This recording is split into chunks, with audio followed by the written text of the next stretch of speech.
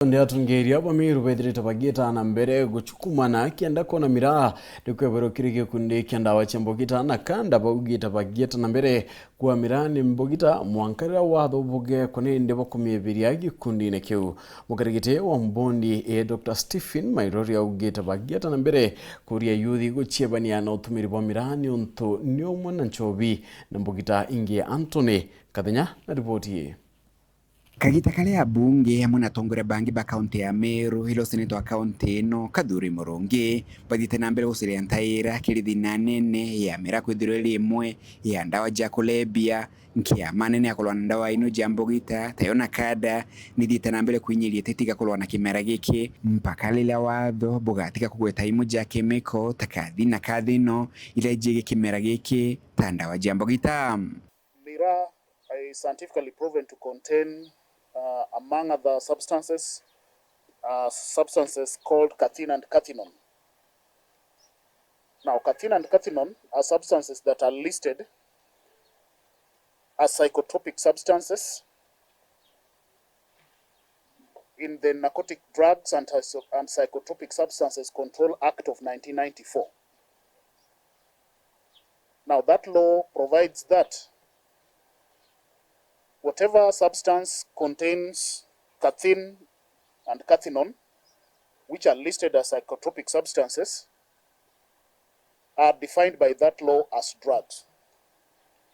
And Miraa have scientifically proven to contain these two substances listed as drugs under the 1994 law.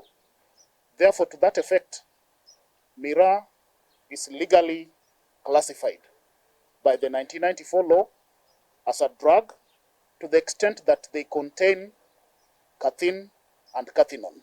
Kulingana na nkiamina NACADA ndoa yao na Miraa ikathi na mbere utabulaba kulwa ndawa ingi ja MBOGITA ile mwana nsobi ilaba kuganithite na mbere kuthukangia miturire ya imwana NACADA ikiuga mirungamia siasa na atongoria bangi banene thirikari-ini itiba makia indi kilaba kathithia ni gutigira ni bakwila Kenya umamba intobilia bikuthukangia mili yao.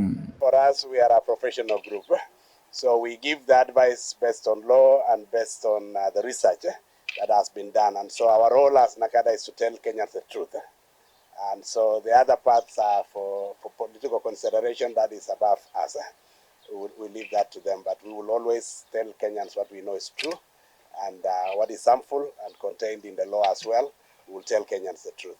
The country is confronted with a serious and growing problem of alcohol and drug abuse with overwhelming effects on the socio-economic development of the people. 2, the havoc caused by drug abuse is borne by families who have witnessed the deterioration of their loved ones into addiction and consequently suffered unemployment, drug-related illnesses, family breakages, and reduced income. As Muslims, we know that we are also having a lot of problems in terms of broken families that are coming from Miraa. This is one of the issues that are seriously affecting us as Muslims, and we have also decided that we are going to look into ways of how we can work with our brothers who are lost, who are addicted.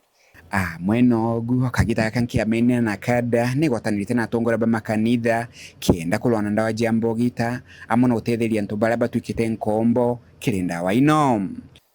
I just want to confirm that what our chair has read today, we religious leaders have agreed to work hand in hand with NACADA to ensure that this menace of drug abuse is combated. We have a great concern over our young people who are addicted in drugs and alcohol. And because they are our brothers and sisters, we would like to offer a hand in bringing them back to the fold, to bring them back home. And we will do all what it takes to bring them back. What we've decided is that we're going to work together. We are looking at these people as people who need help.